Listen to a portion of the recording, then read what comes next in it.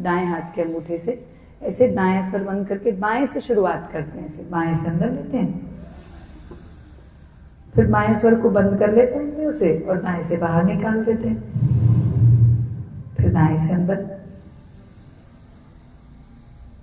बाएं से बाहर। निरंतरता से करते जाएं।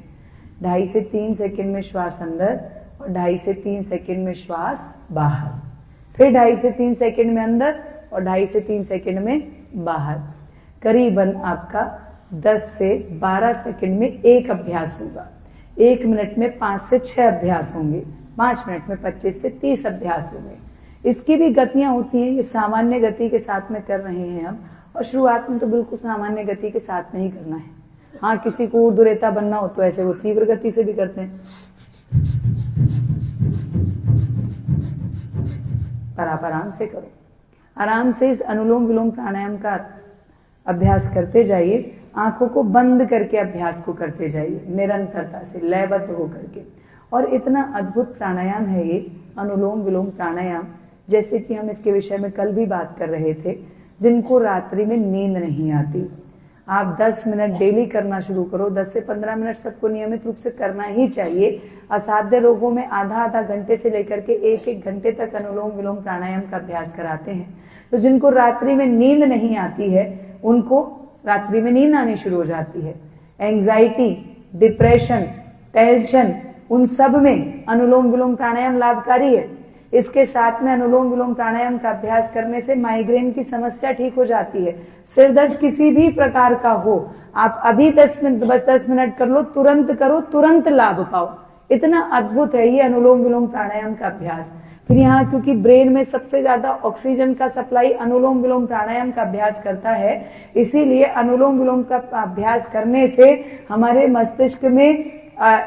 मस्तिष्क में एक्स्ट्रा ऑक्सीजन जाती है। न्यूरॉन्स के बीच में जो न्यूरोट्रांसमीटर्स होते हैं वो एक्टिवेट हो जाते हैं, और उनके एक्टिवेट होने से हमारी सोचने समझने की शक्ति बढ़ जाती है।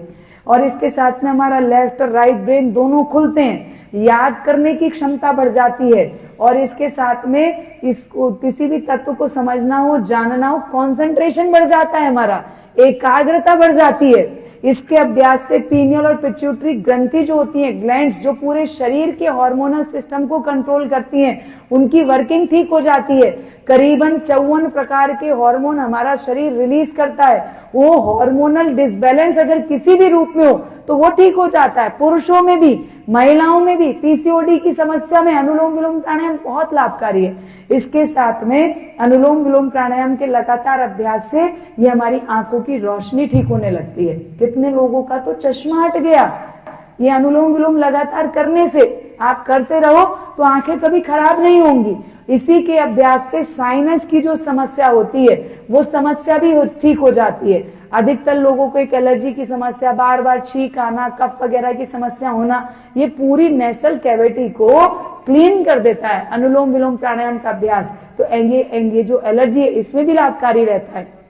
अनुलोम विलोम प्राणायाम का लगातार आधा घंटा डेली अभ्यास किया जाए तो 3 से 6 महीने के अंदर हाई ब्लड प्रेशर भी हमारा ठीक हो जाता है। और एक बार ठीक हो जाए तो 10 से 15 मिनट के अभ्यास पे आ जाओ, क्योंकि स्वस्थ व्यक्ति को भी 10 से 15 मिनट अनुलोम विलोम प्राणायाम का अभ्यास अवश्य करना चाहिए। और ये अनुलोम विलोम प्राणायाम का अभ्यास करो आधा घंटा डेली, तो हार्ट में जो ब्लॉकेज आई है वो ब्लॉकेज भी क्लीन हो जाती है अनुलोम विलोम प्राणायाम के अभ्यास से।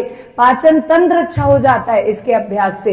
ये जो हमारी वात बनने की, गैस की जो समस्या है, एसिडिटी की समस्या है, वो अनुलोम विलोम प्राणायाम से ठीक होती है। और डायबिटीज में भी लाभकारी है। अनुलोम विलोम प्राणायाम आपके सेल्यूलर लेवल पे, कोशिका के स्तर पे जाकर के सूक्ष्मता के साथ में कार्य करता है। हमारे शरीर के अंदर स्थित 72 करोड़ 72 लाख 10,201 नस नाड़ियों का शोधन करता है अनुलोम विलोम प्राणायाम का अभ्यास। ये जितने भी न्यूरोलॉजिकल डिसऑर्डर्स हैं उनको ठीक करता है अनुलोम विलोम प्राणायाम का अभ्यास। न्यूरोलॉजिकल डिसऑर्डर्स में जिनमें कई बार ब्रेन की फंक्शनैलिटी ठीक काम नहीं कर रही, अल्जाइमर में, डिमेंशिया में, याददाश्त प्रभावित होने लगी उम्र के साथ, अनुलोम विलोम प्राणायाम का अभ्यास कीजिए, वो भी ठीक होती है। इसके साथ में कंपवात, पार्किंसंस की जो समस्या होती है उसमें भी सबसे ज्यादा लाभकारी कोई प्राणायाम है तो वो अनुलोम विलोम प्राणायाम है। और कैंसर जैसी समस्याओं में भी अनुलोम विलोम प्राणायाम अत्यंत लाभकारी। किसी को ब्रेन ट्यूमर हो जाए उसको अनुलोम विलोम प्राणायाम करो, जितना करो उतना लाभकारी है, जितना करते जाए लगातार। जैसे जिन लोगों को कोरोना के समय में ऑक्सीजन लेवल डाउन हुआ, उन्होंने अनुलोम विलोम प्राणायाम किया और तुरंत ऑक्सीजन लेवल बढ़ गया। सिलेंडर नहीं चाहिए, ऑक्सीजन भर भर के वातावरण के अंदर है, उसको लेने की कैपेसिटी चाहिए। वो कैपेसिटी बढ़ती है योग के अभ्यास से, निरंतरता से, अनुलोम विलोम प्राणायाम का अभ्यास।